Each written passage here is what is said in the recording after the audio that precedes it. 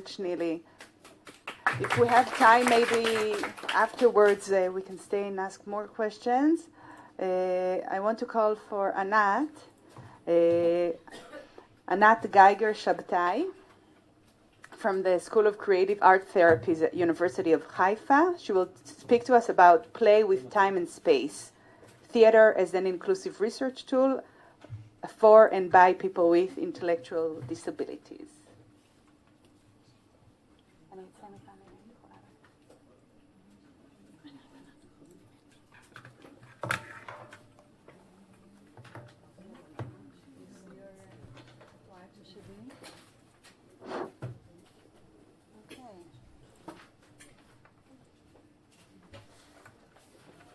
Thank you. Yeah.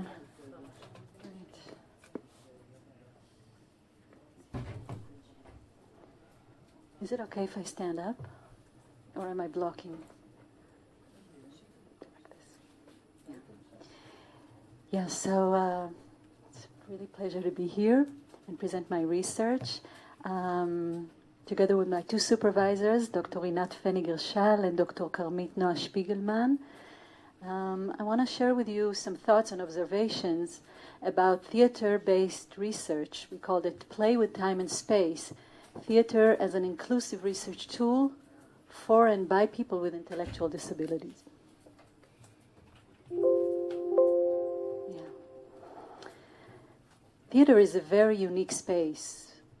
It contains several spaces within it. There's the space of the audience and the space of the stage. They're so different. And there are also infinite number of spaces, imaginary spaces, that we portray when we have a play. Because we're portraying things that happened there and then, wherever, in the supermarket, in Denmark, I don't know, wherever. And we're portraying them in the here and now of the stage. And I think this is what makes theater so powerful, is that power of the here and now, that we are seeing things, the human experience embodied right here and right now before us. It's very much alive.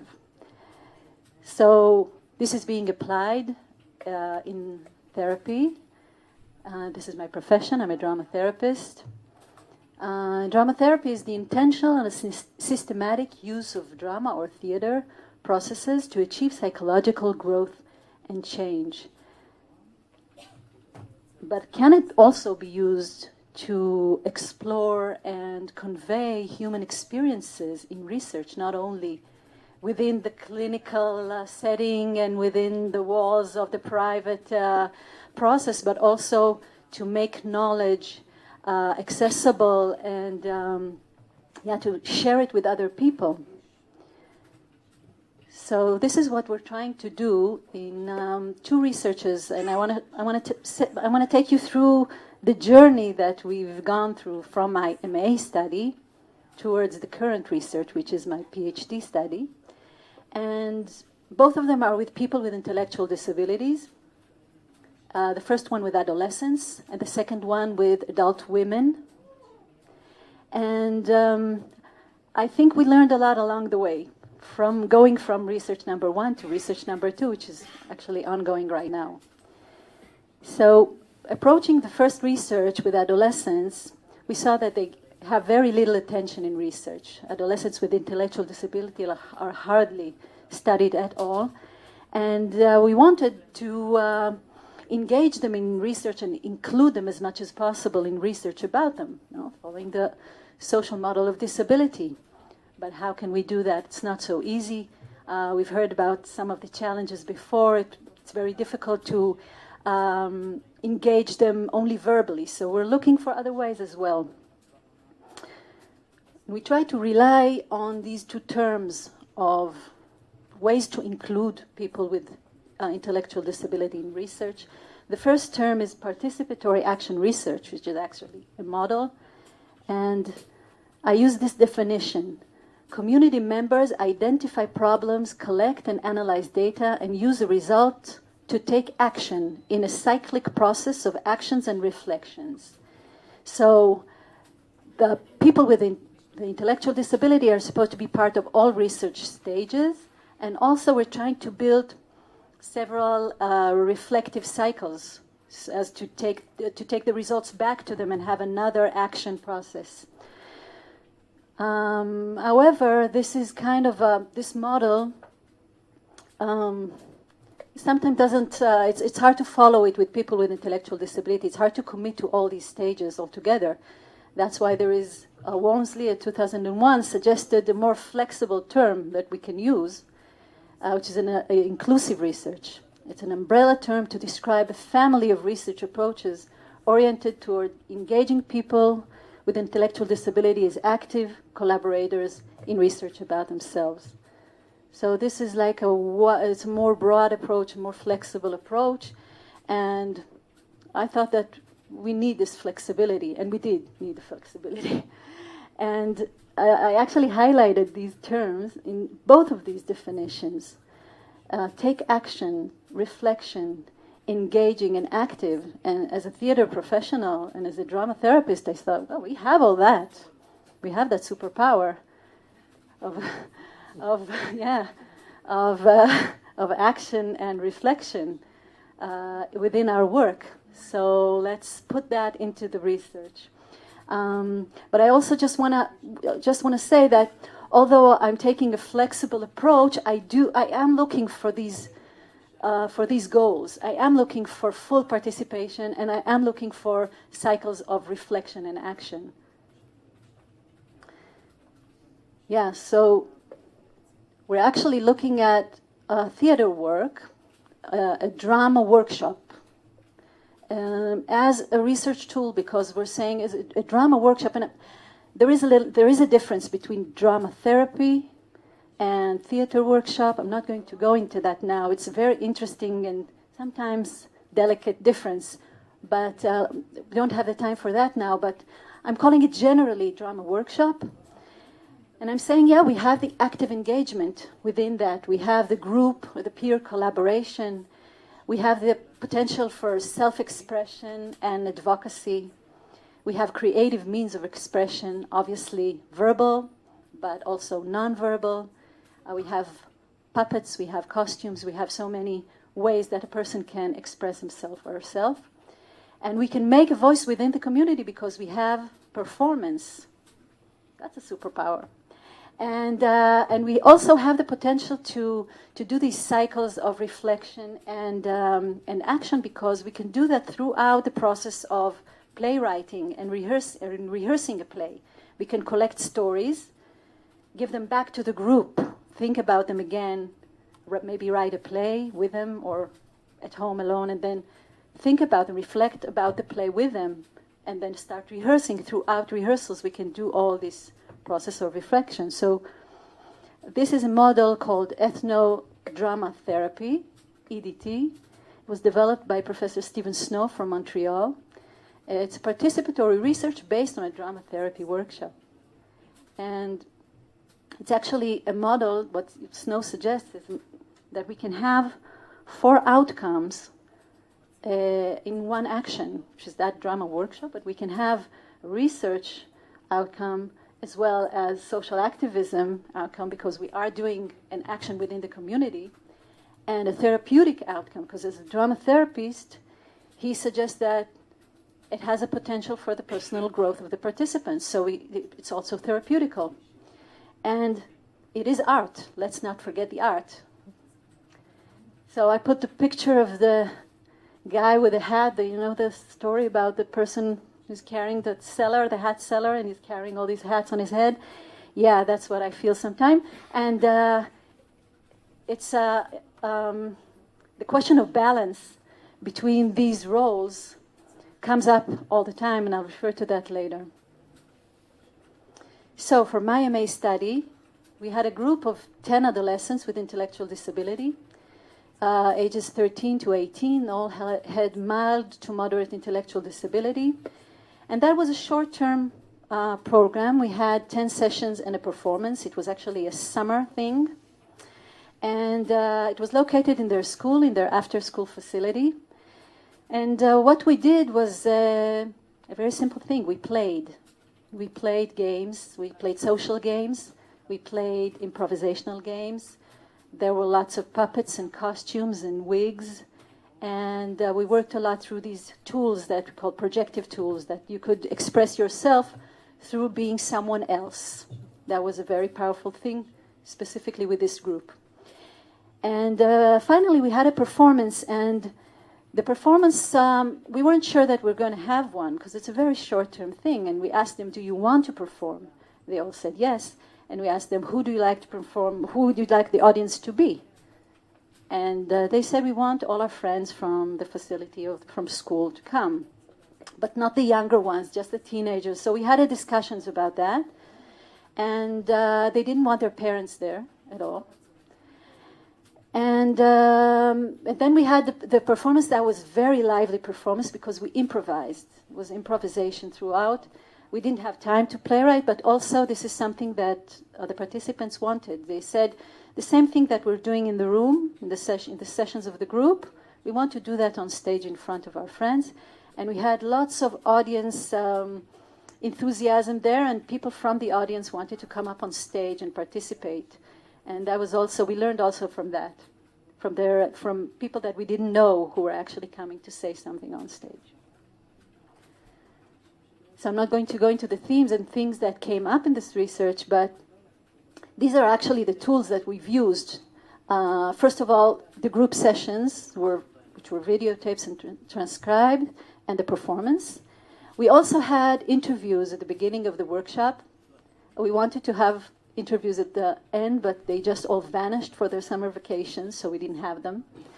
But also these interviews, some of them weren't very, they couldn't express themselves well verbally, so we didn't get much from these interviews. And also, it wasn't just the verbal ability, it was also social desirability. They just wanted to say, everything is good, we love school, we love everything.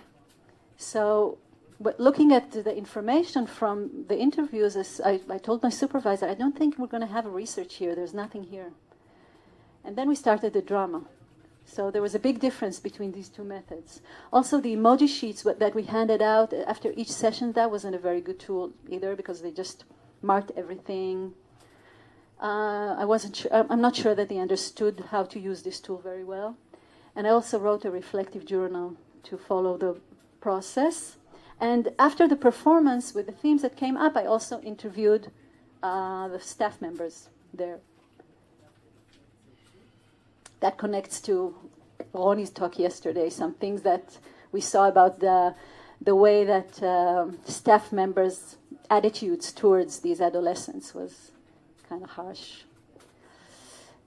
So we learned several things from that research. First of all, that was the power of drama, that it enabled expression of the lived life experiences of these adolescents. It reduced the stress in the group, increased energy, engagement, and communication, and improved the group cohesion. All of these things, if you ever participated in a drama group, so you know that experience, how energizing it is, and the engagement of the audience that I've talked about.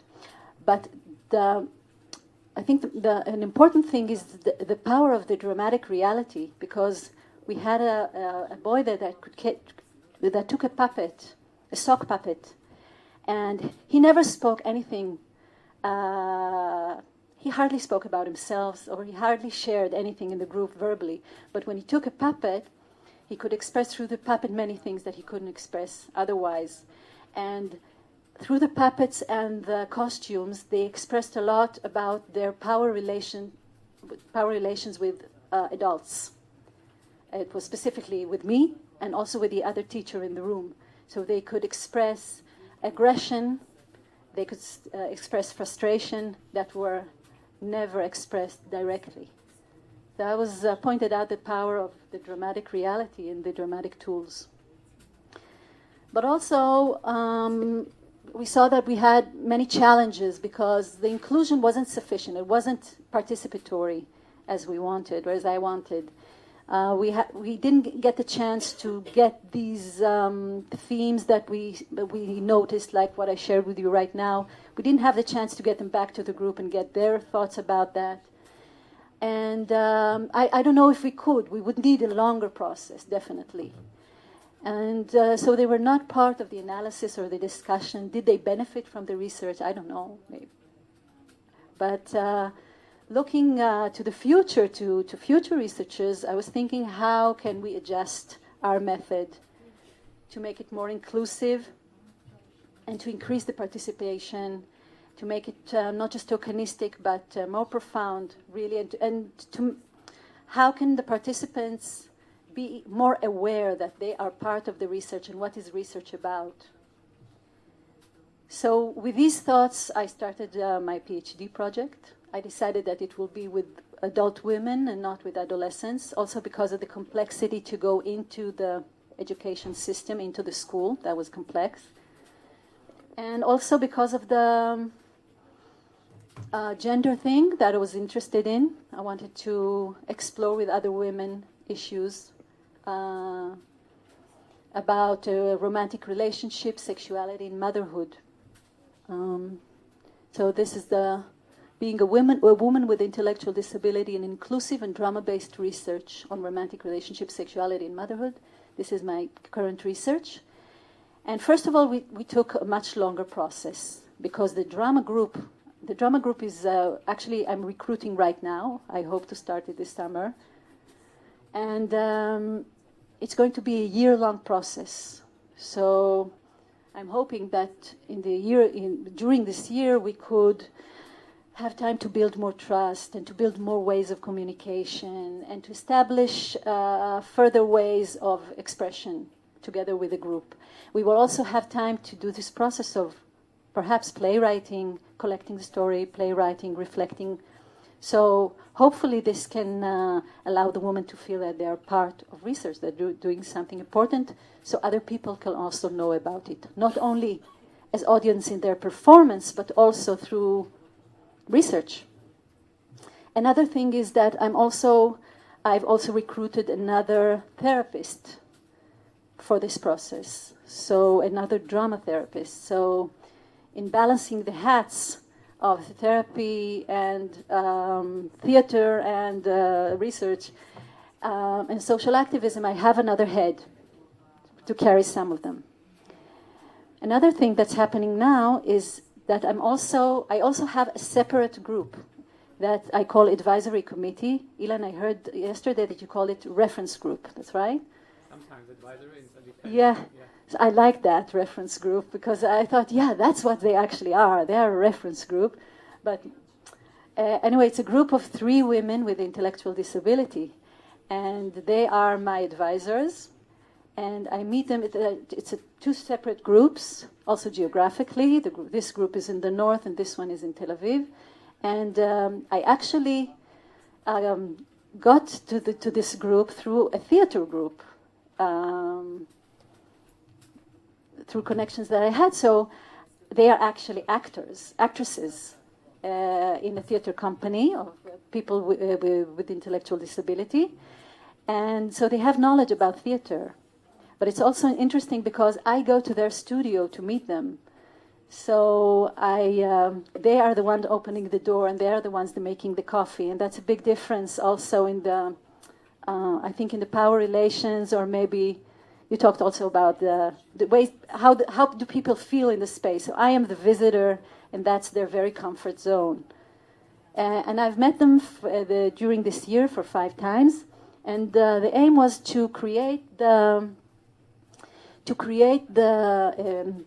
interview protocol, because we're going to interview the women participating in the group. We're going to interview them initially. So this is a picture of something that we did in the group. You see our hands there. And we took 2 sessions to discuss their personal stories. They were very keen to tell their stories about these issues. So they told about their lives and about their relationships. And then at home, I wrote down all the themes that came up. And together with them at the first meeting, I put it down on these hexagon cards. And I said, these are the things that we've talked about. And let's play with them. Let's see how they connect to each other. And that helped us move from the personal story into a more generalized level. That was a bit difficult for them. They always wanted to talk about themselves. They wanted to talk about their personal lives. And this was kind of a moment where we could talk about research, talk about other people, talk in a more general way. And that was really interesting because this hexagon here, it says the dream. And I said, where would you put your dream? That was kind of a therapeutic moment, actually. But one put it here in pregnancy and motherhood, and the other one put it here in a wedding. That's not marriage, it's a wedding.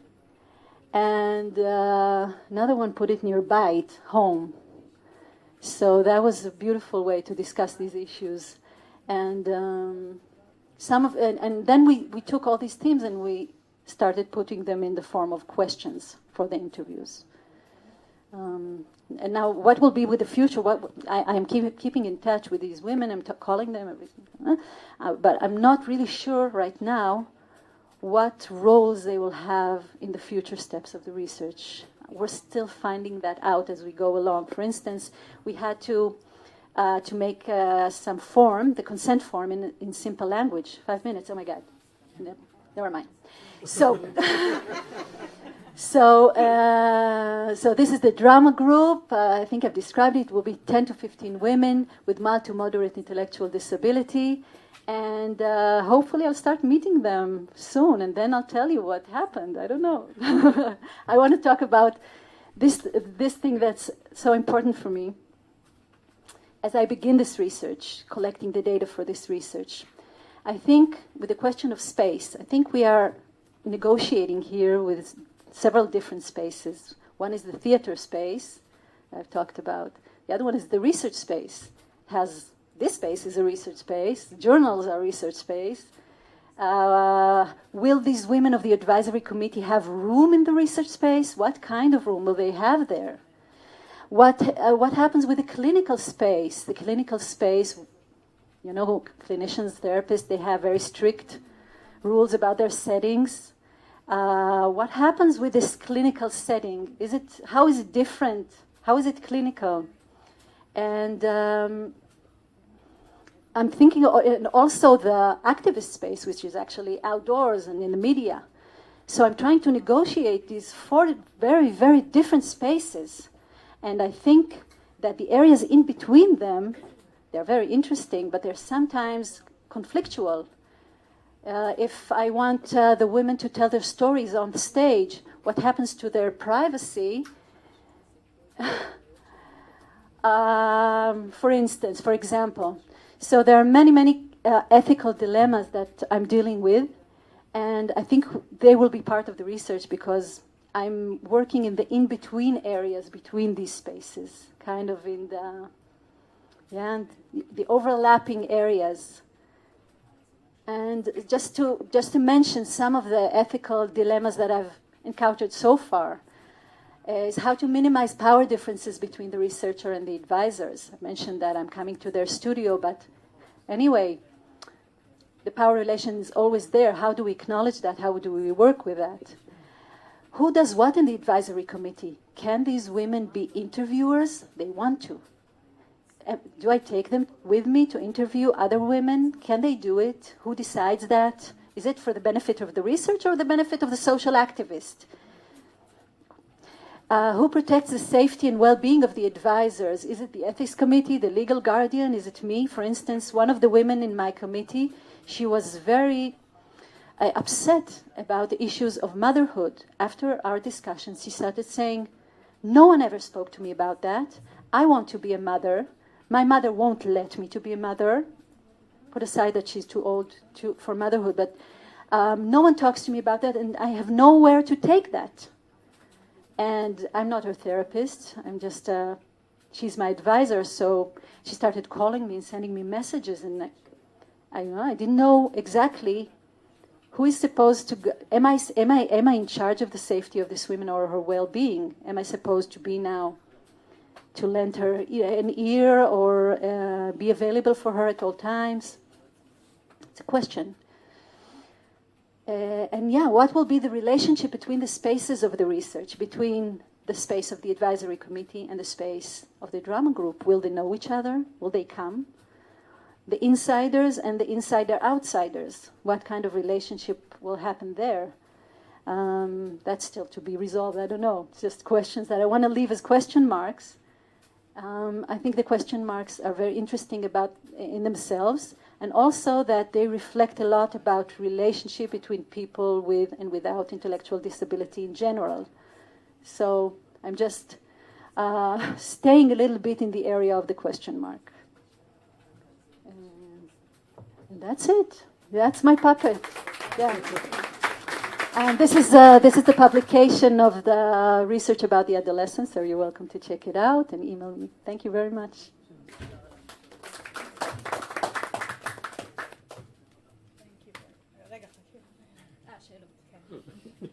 Thank you very much, Anat. Very, very interesting. I could say, just as a side note, that this is one of the researches that we are very glad that our center was able to also provide funding for. So we are very happy that we are, it's exciting. It goes towards a good place, and it's exciting to see it. 2 questions.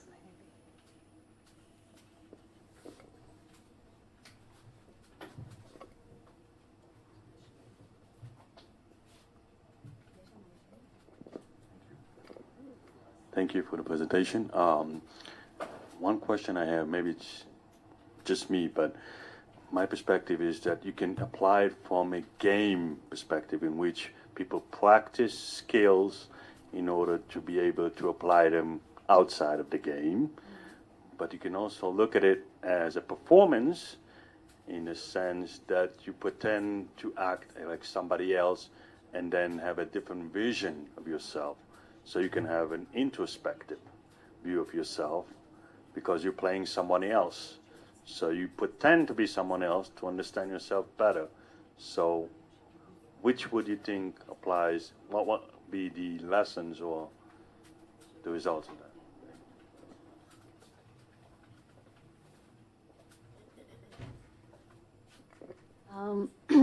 I think definitely the second one. I don't see these games or plays as something that is preparatory for life. That's not the issue. The issue is how to explore to introspect, but also to tell it to others. But it's not only to introspect, it's also to say something about others, other positions, how others see me. And I think it's an exploration of relationships. And also there are forms of theater.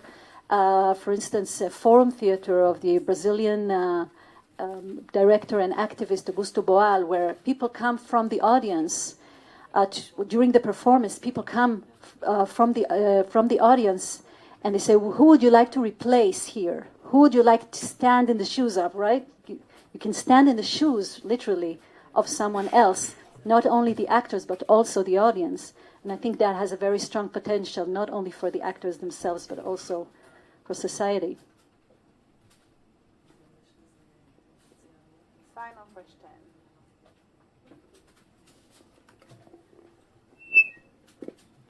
Thank you. Really fascinating project, and just interested in the product, the theater product, whether it will be a theater show, and whether you'd consider also video filming it, and how your thoughts about video and theater and how they work together. Thanks. We are videoing it. We're going to videotape the whole process, but ethically, we're going to use it only for the inside use of the group. For instance, for the members themselves of the group to see what they did previously during this year for reflection purposes, and not so much for outsiders. And but perhaps if there will be agreement in the group and will in the group, and all the guardians have to agree to that, it's a complex thing. In general, it's very complex to work with these people with intellectual disability. It's hard to get approvals, and it's hard to enter the field. So I think this was a main issue that people asked us. You're not going to film. You're not going to show this to anyone, right? So maybe something will open up, but I don't know. Hopefully. That was inspiring to see that you were working with videos, and also gave me an idea, perhaps to take it back to my actors of the advisory committee. Perhaps they will want to do something with that material. That would be.